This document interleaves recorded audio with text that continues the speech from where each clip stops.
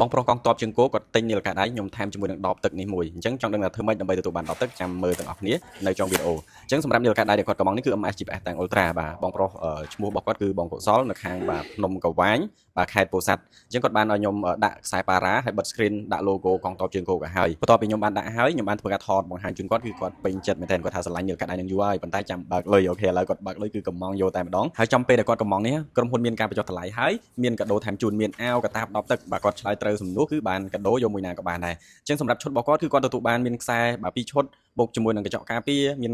សភៅណែនាំនៅក្នុងការប្រើប្រាស់មានប័ណ្ណធានាបាទមានខ្សែសាកជាមួយនឹងឈុតនាឡិកាដៃនេះអញ្ចឹងឥឡូវនេះយើងទៅមើលការឆ្លើយសំណួរដើម្បីទទួលបានកាដូទាំងអស់គ្នាបាទបងអរគុណច្រើនសម្រាប់សំណួរបងបាទជាទូទៅយើងម្នាក់គឺផ្ដោតសំខាន់ណាស់ទៅលើសុខភាពសម្រាប់យើងបច្ចុប្បន្នហើយមូលហេតុដែលខ្ញុំជ្រើសយកនាឡិកា model មួយនេះមកប្រើប្រាស់មូលហេតុទី1គឺដោយសារខ្ញុំចូលចិត្តហាត់ប្រាណលេងកីឡាជាដើមអញ្ចឹងណាបាទហើយចំណុចទី2គឺតាមដានសុខភាពប្រចាំថ្ងៃរបស់ខ្ញុំបាទអញ្ចឹង